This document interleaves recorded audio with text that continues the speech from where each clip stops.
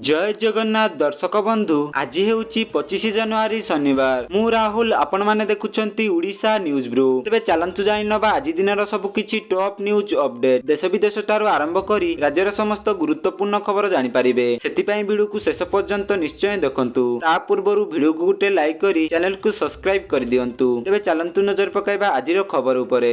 आजिर प्रथम खबर फ्रिज थिले मिलिबनी पीएम आवास योजना। तेबे दर्शक बंधु पुरी रु पीएम आवास सर्वेर शुभारंभ कले पंचायत राज मंत्री रवि नायक। से अर्जुन सिंहपुर को जाई 5टी घर को तालिकार सामिल करिसंती। तेबे आवास प्लस मोबाइल द्वारा केमिति आवास योजना रे जोड़ी हेबे से नै मंत्री लोकंक सहित आलोचना मध्य करिसंती। तेबे योग्यतार मान कोहळ करा जायतिबा कथा कहिसंती मंत्री।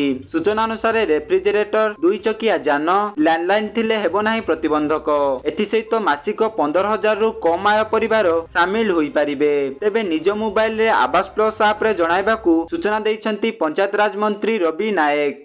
परवर्ती खबर मुख्यमंत्री को बड़ घोषणा। चलित वर्ष सरकार देबे 40,000 चाकरी। तेबे दर्शक बंधु प्री बजेट समीक्षा पर बड़ घोषणा कले मुख्यमंत्री मोहन चरण माझी। चलित वर्ष 40,000 नियुक्ति दिया जिवो बोली से घोषणा करी कहिसंती। तेबे प्री बजेट सरीबा पर मुख्यमंत्री एक सांबादिक सम्मेलन करिथिले। सेथिरे मोहन माझी कहिथिले जे फेब्रुआरी 17 तारिख रे बजेट पई आलोचना हैला। तेबे 1.5 लाख नियुक्ति नै सरकार प्रतिश्रुति रखिथिले। एथि पई चलित वर्ष सरकार 40,000 नियुक्ति देबे। विशेष करी आईटी पेट्रोल केमिकल्स एवं आग्रो इंडस्ट्री को गुरुत्व दिया जिवो नै मुख्यमंत्री मोहन चरण माझी घोषणा करिसंती।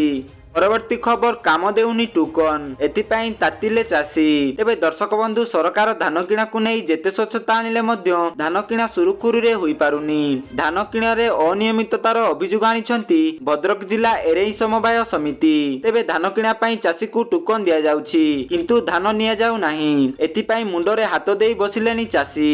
ए नै समवाय समितिर सभापति को माड मारिथिबा कथा कहिसंती संपादक नारायण चंद्र सामल। अन्यपटे चासी कमिटीर एक मीटिंग बसिची एवं मीटिंग पर धान किणा जिवो बोली सूचना दैछंती संपादक। परवर्ती खबर विश्व को हईजा टीका जुगाइब ओडिशा। तेबे दर्शक बंधु भुवनेश्वर उपकंठ अंधारुआ स्थित बायोटिक पार्क रे चलित वर्ष उत्पादन आरंभ हेबो हईजा टीका। तेबे पार्टी रे दिया जाउतबा एही हईजा टीका उत्पादन हेबा परे सारा विश्व रे द्वितीय स्थान अधिकार करिबो ओडिशा।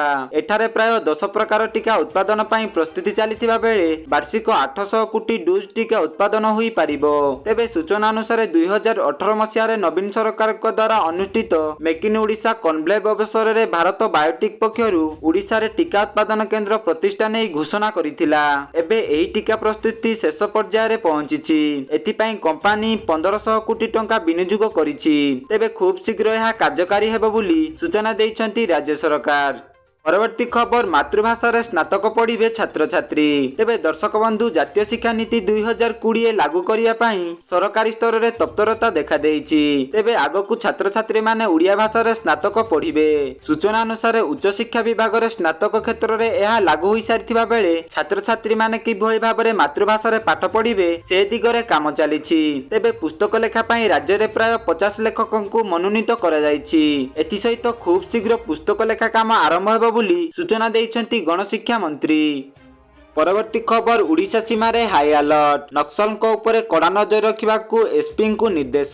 तेबे दर्शक बंधु पुलिस रे फोकस रे राज्य रे माओवादी रो संपूर्ण निपात सबु प्रकार संबल एथि लागि व्यवहार हेउछि। निरंतर माओ विरोधी ऑपरेशन मध्य हेउछि। माओ प्रभावित जिल्ला रे हाई अलर्ट रे सुरक्षा कर्मी। तेबे 3 दिन तळे उड़ीसा छत्तीसगढ़ सीमा रे सफल माओ विरोधी ऑपरेशन होइतिला। या परे नोआपड़ा और कलाहांडी जिल्ला रे नक्सल मानक ऊपर कड़ा नजर रखिबा को एसपी को निर्देश दै पुलिस डीजी। यह स्वतंत्र पुलिस मुतयन पाई मध्य कुआ जायछि एवं स्थानीय पुलिस को नक्सल संपर्कित सूचना नेटवर्क बढ़ाइबा को कुआ जायछि। तेबे स्थानीय लोकन को नक्सल संपर्कित सूचना देबा पाई प्रोत्साहित करबा को कुआ जायछि। परवर्ती खबर बजेट पाई बड़ बैठक।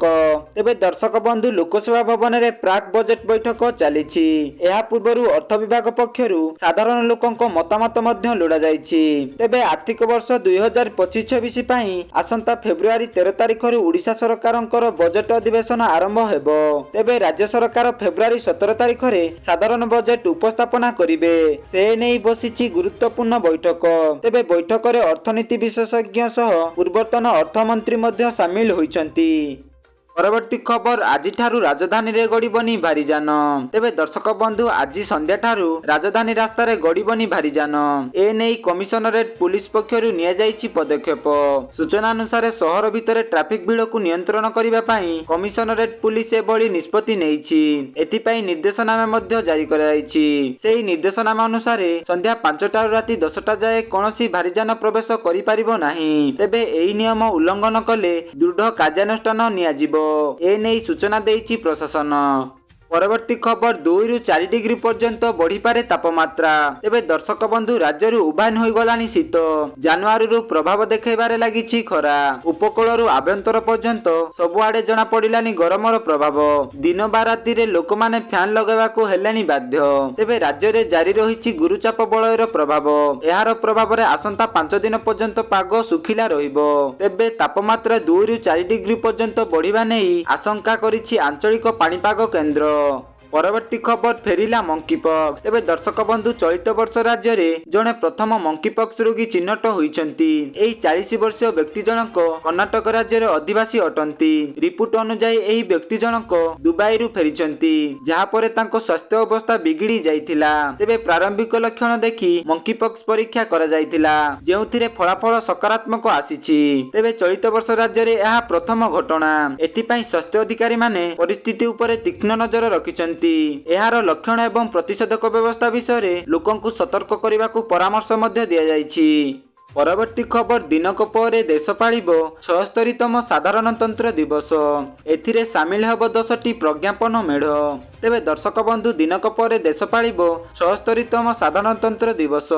ଗଣତନ୍ତ୍ର ଦିବସ ପାଇଁ ଦିଲ୍ଲୀ କର୍ତ୍ତବ୍ୟ ପଥରେ ଚାଲିଛି ଭାରତୀୟ ସେନାର ଜୋରଦାର ପ୍ରସ୍ତୁତ।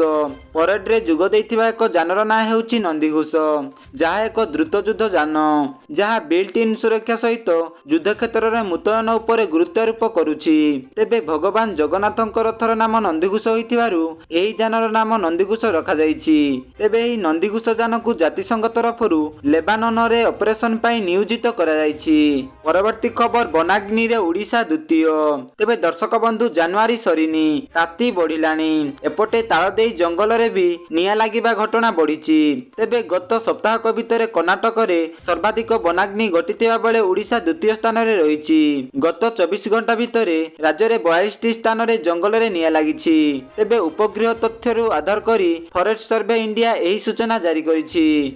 ପରବର୍ତ୍ତୀ ଖବର ଅସ୍ତ୍ରଶସ୍ତ୍ର କାରଖାନାରେ ବିସ୍ଫୋରଣ। ତେବେ ଦର୍ଶକ ବନ୍ଧୁ ମହାରାଷ୍ଟ୍ରର ଅସ୍ତ୍ରଶସ୍ତ୍ର କାରଖାନାରେ ଘଟିଛି ଅଘଟଣ। ଏହି ବିସ୍ଫୋରଣରେ ଚାଲିଯାଇଛି 5 ଜଣଙ୍କ ଜୀବନ।